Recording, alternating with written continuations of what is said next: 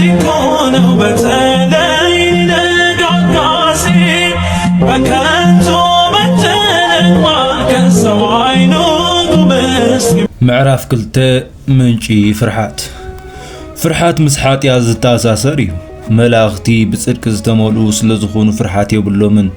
ደቂ ሰባት ከዓ በአንጻሩ መዓልታዊ ሓጢያት ይፍጽሙ እሞ በዚ ከዓ ፍርሓት ኩሉ ግዜ ንዓኣቶም ትስዕቦ።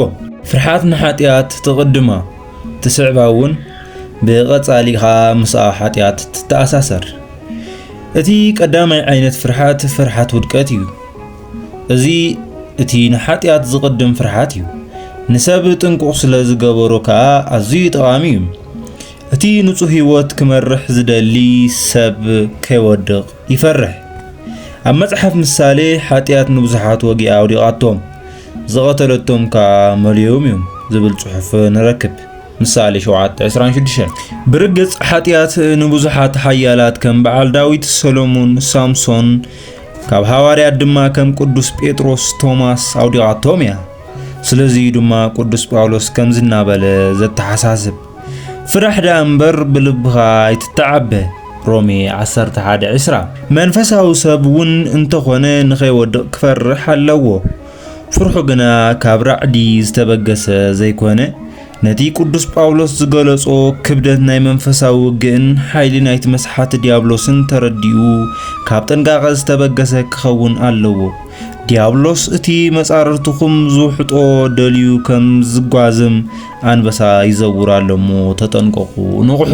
ቀዳማይ ጴጥሮስ 5:8 ከመይ እቲ ቅልስና ምስ ሕልቅነት ስልጣናት ምስ ናይ ጸልማት ገዛእቲ ዓለም ምስ መናፍስቲ እከይን ኣብ ሰማያት እዩ እምበር ምስ ስጋን ደምን ኣይኮነን። ኤፌሶን 6:12 ስለዚ እቲ ደው ኢሉ ዘሎ ዝመስሎ ከይወድቕ ይጠንቀቕ።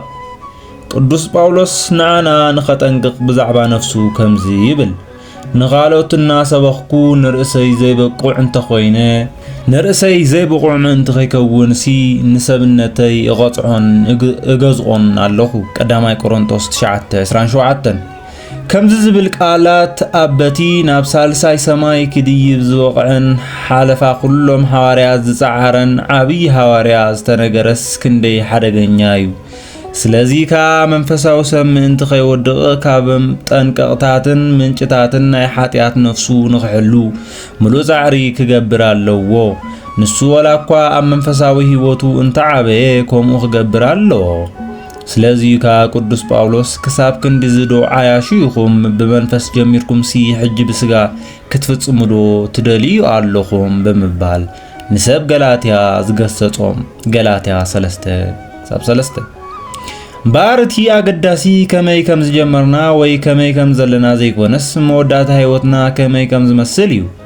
እዚ እቲ ምስ ሓጢያት ዝተተሓዘ ቀዳማይ ዓይነት ፍርሓት ማለት ፍርሓት ናብ ሓጢያት ንኸይትወድቕ እዩ።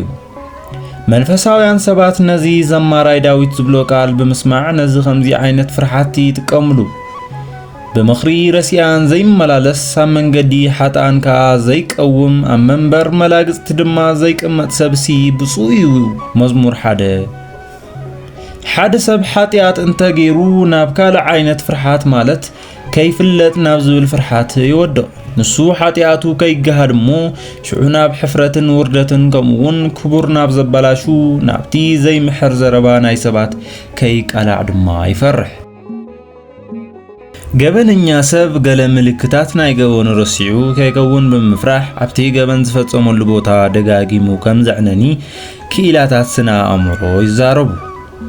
እቶም መርመርቲ ነዚ ናይ ስነ ኣእምሮ ረቋሒ ተጠቂሞም ናብቲ ናይ ገበን ምልክታት እንድሕር ኣመልኪቶም እቲ ገበነኛ ክጭነቕ ወይ እውን ክወድቕ ይኽእል። ሰባት ንኸይጋለጹ ብምፍራሕ ሓጢያቶም ኣብ ጸልማትን ብምስጢርን ከም ዝፍጽምዎ ክጠቅስ ዝግብኦ እዩ። ሓጥኣን ግብሮም ክፉእ ስለ ዝኾነ ካብ ብርሃን ጸልማት ፈተው ዝብል ተጻሒፉሎ ዮሐንስ 3:19 ምኽንያቱ እቲ ክፉእ ዝገብር ዘበለ ኩሉ እቲ ግብሩ ምእንቲ ከይግለጽ ብርሃን ይጸልእ እምበር ናይ ብርሃን ናብ ብርሃን ኣይመጽእን እዩ። እቲ ሓቂ ዝገብር ከም ትእዛዝ ኣምላኽ ስለ ዝገብር እቲ ግብሩ ምእንቲ ክግለጽ ናብ ብርሃን እዩ ዝመጽእ ዮሐንስ 3:20-21 ስለዚህ እምበኣር ጻድቃን ውሉድ ብርሃን ተባሂሎም ክጽውዑን ከለዉ ሓጥኣን ድማ ሓጢኣቶም ኣብ ጸልማ ስለ ዝፍጽሙ ደቂ ጸልማት ይበሃሉ። ሓጥኣን ነታ ኩሉ ግብሪ ዝገሃደላን መጽሓፉ ተገንጺሉውን ኩሉ ሓሳባት ዕላማን ዝምርምረላን ናይ መወዳእታ መዓልቲ ይፈርሕዋ። ከመይ ገሮም እዮም ኣብቲ መዓልቲ ፍርዲ ከምልጡ ዝኽእሉ ኣበይከዮም ክሕብኡ? ሓጢኣቶም ብዝኾነ ምኽንያት ኣብ ምድሪ ዘይተጋህደ እንተደኣ ጸኒሑ ብርግጽ ኣብቲ መዓልቲ ፍርዲ ኣብ ቅድሚቲ ሓቀኛ ፈራድን ኣብ ቅድሚ ኩሉ ሰብን ክገሃድ እዩ።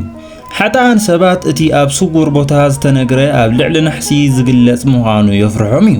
ንሳቶም በቲ ዘርዕድ ቃል ጎይታ ኢየሱስ ይፈርሑ እዮም። እምበኣር ዘይግለጽ ክዳኑ ዘይፍለጥ ድማ ስውር የልቦን ማቴዎስ 10:26 ኩሉ ነገር ክግለጽ እምበር ክሕባን ክስወርን ዘይከኣል እንተኾይኑ ደኣሞ ኣበዮም ንገጾም ክሓብኡ? ሓደ መንፈሳዊ ሰብ ክግደሰሉ ዘሎ ካልእ ጸገም እውን ኣሎ። ሓጢኣቱ ኣብ ቅድሚቶም ካብ ዓለም ተፈልዮም ዘለዉ ነፍሳት ክግለጽ ይኽእል እዩ።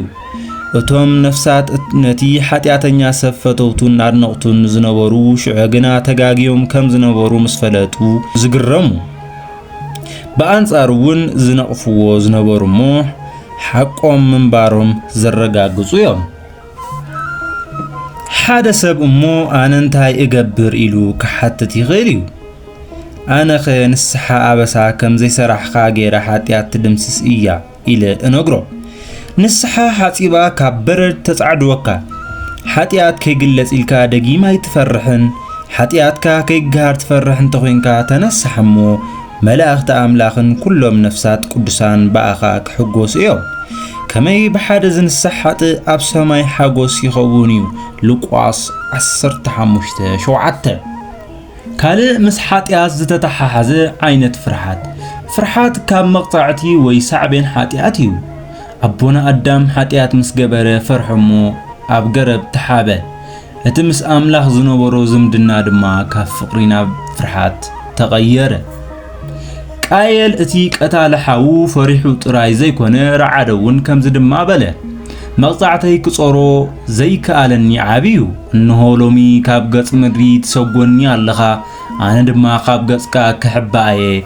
ኣብ ምድሪ ኮብላልን ኣቕባሕባሕን ክኸውን ዝረኸበኒ ዘበለ ኩሉ ድማ ክቐትለኒ እዩ። ዘፍጥረት 4:13-14 ዘማራይ ዳዊት እውን ሓጢኣት ምስ ገበረ ፈርሐሞ ከምዚ በለ፣ ኦ እግዚኣብሔር ብኹራኻ ኣይትግንሓኒ፣ ብሓሮቕትኻ ድማ ኣይትቕጻዓኒ። ኦ እግዚአብሔር ማህሚነ እየ እሞ መሓረኒ። ኦ እግዚአብሔር አዕጽምተይ ተሸቢረኒ እሞ አጥዕየኒ። መዝሙር 6:1-2 እቲ ሓጥ ሰብ ንኽልተ መቕጻዕቲ ማለት ምድራውን ሰማያውን ይፈርሕ። እቲ ሰማያዊ መቕጻዕቲ ዘለዓለማውን ዘንቀጥቅጥን እዩ። ነዚ ጸኒሕና ብሰፊሑ ክንገልጾ ተስፋ እገብር። እቲ ምድራዊ መቕጻዕቲ እንተኾይኑ ከዓ ዓይነቱ ዝተፈላለየ እዩ። እቲ መቕጻዕቲ ካብ ሕብረተሰብ ዝስዕብ ምንሽው ጽልኣት ተነጽሎ ወይ እውን ንቐጻሊ ዘይእሙን ምዃን ክኸውን ይኽእል እዩ። ብዓይኒ ሕጊ እውን ማእሰርቲ ወይ ካብኡ ዝኸበደ መቕጻዕቲ ክስዕብ ይኽእል እዩ። ብኻልእ መንገዲ እውን እቲ መቕጻዕቲ ብመልክዕ ሕማም፣ ድኻም ወይ እውን ከምቲ ኣብ ዘዳግም ምዕራፍ 28 ተጠቒሱ ዘሎ መርገም ወይ ዝኾነ ኣብ ደቁን ደቅን ብእግዚአብሔር ክወርዶ ዝኽእል መቕጻዕቲ ክኸውን ይኽእል እዩ። ንሓጥ ሰብ ደድሕሪኡ ዝስዕቦ መንፈሳዊ ፍርሓት እውን ኣሎ። እዚ እቲ ጥንቁቕ ሰብ ዝፈርሖ ፍርሓት እዩ። ንሱ እግዚአብሔር ኣምላኽ ከምቲ ንሳኦል ዝነዓቆ ንዕኡ እውን ከይንዕቆ ወይ ከይቁጥዖ ይፈርሕ። ቀዳማይ ሳሙኤል 16:1 ንሱ ንመንፈስ ቅዱስ ከየጉሂ ከየጥፍኦ ወይ እውን መንፈስ ኣምላኽ ካብኡ ከይርሕቕ ይፈርሕ። ቀዳማይ ሳሙኤል 16:14 ጸጋ ኣምላኽ ከይፍለዮሞ እግዚአብሔር ንሕሱር ኣእምሮ ወይ ንሕሱር ትምኒት ልቢ ኣሕሊፉ ከይህቦ እውን ይፈርሕ። ሮሜ 1:28-24 ንሱ ነቲ መጀመርያ ዝፈጠረሉ ምስሊ እግዚአብሔር ከየጥፍኦ ይፈርሕ። ኣኽሊል ዓወቱ ከይከስርን ቀዋሚ ቀንዴሉ ካብቲ ሰፍርኡ ከይወሰድ እውን ይፈርሕ። ራእይ 2:5 ሰይጣን ኣብ ልዕሊኡ ከይገዝእ እሞ ምስ ግዜ ድማ ነቲ ድልየቱ ነቲ ኣብ ኣምላኽ ዘሎ ናይ ውልድነት መሰል ናጽነቱን ምእንቲ ከየጥፍእ ከምኡውን ክገብሮ ዘይነበሮ ሓጢኣት ይገብር ከይህሉ ድማ ይፈርሕ። በዚ ከዓ ናብ ዝሓመቐ ኩነታት ከየንቆልቆል ይፈርሕ።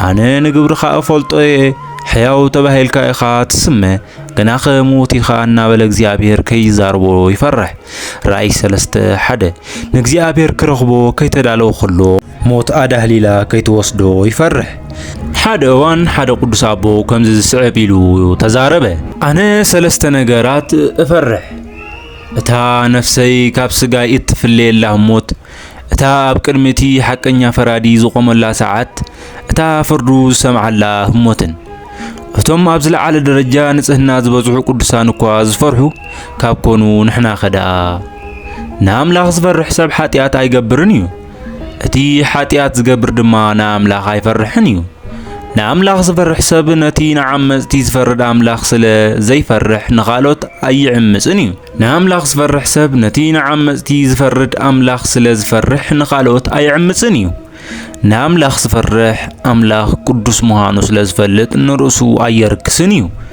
نعم لاغ زفرح سب أملاخ كله كم زرن كم سمعن مع مغلبون كم زمرمرن سلا زفلت بحب أول تغنى حاتيات هايفتسمنيو منالبات حدا سب بزعباتي حاتياتنيا زفصومو زي فرح سب انتاي تحسب إلو كحاتتي غاليو نحنا دما كم زنبل ازي سب زي ابناي شللتنت زي تقداسنت درجة بصحلو وي حلنو تبالاشو وي دنزيزويو وي كا چاو چاو زي عالم أزنبيلوس نفسو كمرر وي أكايدو تمليسو كعزب عد لا يرخبن زلو نسو عم منفساوي عولت سبريشوال كوما آتيوالو كابو مستبرابره برقت كسن بديو كمزيوم سبعت نابناي موت ساعات مستغاربو يرعدو نتا ساعات تيادلوات كوينوم بزي مصنحهم كا هيوتهم كمزتفوا كوينو يسمعهم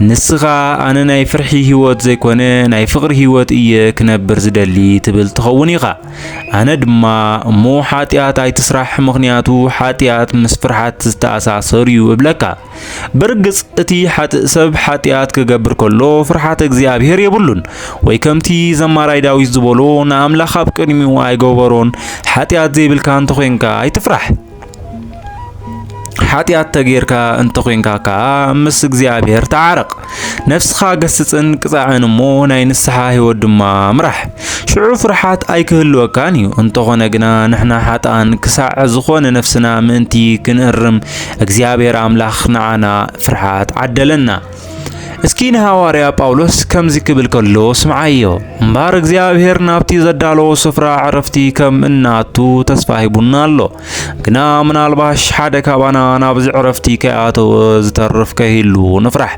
ابراشت 4 حدا ابتا معالت فردي كتفرح انت زيد لقاء حج فرح كمي فرحات كاب حاتيات كتكبولا كان ابتا موداتا معالت بون زغونا فرحات كاباها كترحق الكانيا